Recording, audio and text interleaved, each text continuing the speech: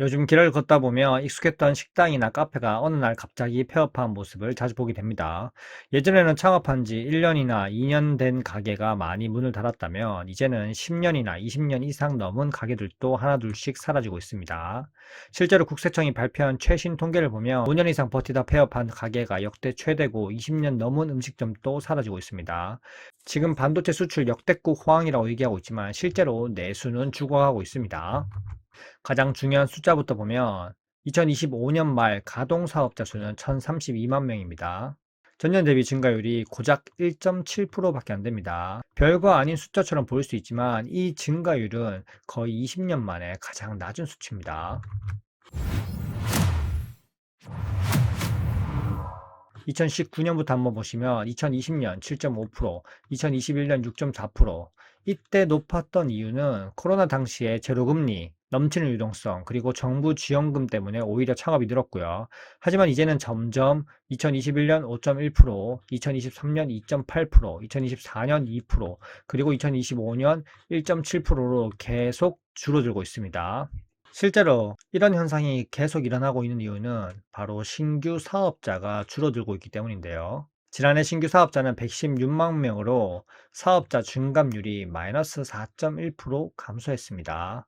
무려 5년 연속 감소세이고 예전에는 폐업하는 사람이 있어도 새롭게 창업하는 사람이 많았기 때문에 숫자가 줄지 않았지만 지금은 창업 자체를 포기하는 사람이 늘어나면서 시장 전체가 하락하고 있습니다. 그만큼 내수 경기가 어렵다는 거죠. 반면에 폐업자는 여전히 많습니다. 거의 100만 명에 달하고요. 엄청난 규모입니다. 특히 중요한 건 신규 대비 폐업 비율입니다. 무려 83.5%를 기록했습니다. 쉽게 말하면 만약에 창업한 사람이 100명이다. 그러면 문을 닫은 사업자가 83명이나 된다는 그 말입니다. 창업을 하면 거의 폐업한다. 기정사실화가 되어가고 있는 겁니다.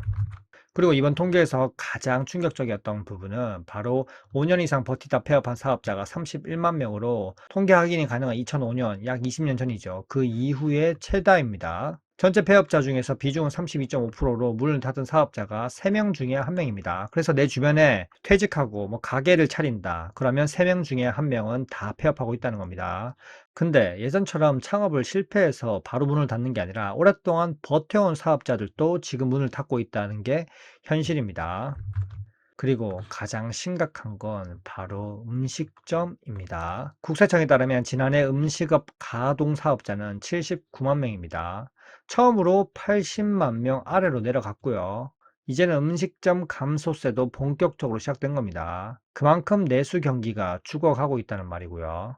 그리고 음식점 창업도 크게 줄었습니다. 신규 음식점 창업이 13.6% 감소했고요. 전년 대비입니다. 반면에 폐업은 14만 건으로 오히려 늘었습니다. 창업과 폐업의 순 감소 비율을 보면 무려 1만 건 이상이 순 감소세로 지속됐고요. 이제는 내수 경기가 정말 어려우니 음식점 시장 자체가 축소되기 시작했다고 볼 수 있습니다. 그리고 정말 충격적인 건 단골 음식점, 오래된 음식점의 폐업입니다.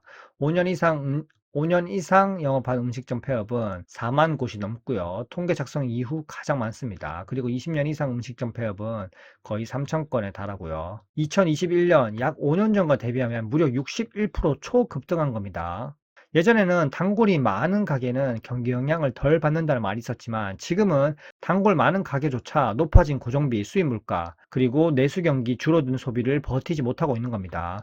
그만큼 정말 내수 경기가 어렵죠. 폐업 이유를 살펴보면 사업 부진으로 폐업한다. 50.4%로 압도적으로 높고요. 2명 가운데 1명은 장사가 안 돼서 문을 닫았다는 얘기고, 이 수치가 가장 중요한 얘기는 2009년 글로벌 금융 이후에 가장 높은 수준입니다. 결국 지금 환율만 봐도 글로벌 금융 위기급이고 내수 부진도 글로벌 금융 위기급입니다. 그런데 반도체 수출 초호황이라는 신문기사, 그리고 반도체 투자, 그리고 코스피를 역대급 도박장으로 만들면서 눈돌리게 하고 있는 거죠.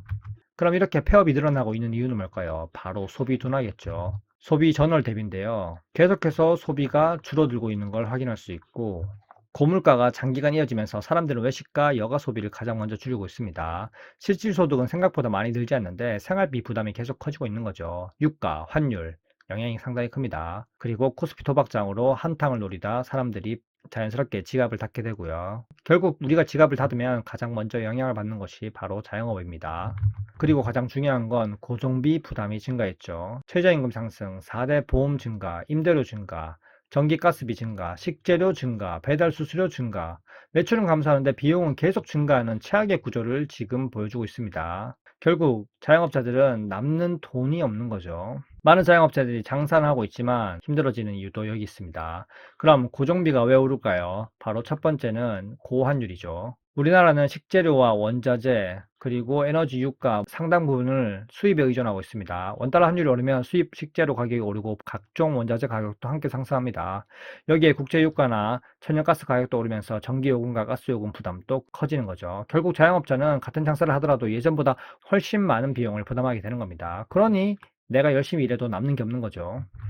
근데 이렇게 국세청이 발표한 건 2025년 기준입니다. 정말 중요한 메시지로 볼 수 있죠. 단순히 폐업이 늘었다가 아니라 창업이 줄고 오랫동안 버텨온 단골 가게들도 망해가고 있다. 결국 우리나라 내수 경제가 그만큼 어려워지고 있다는 신호입니다.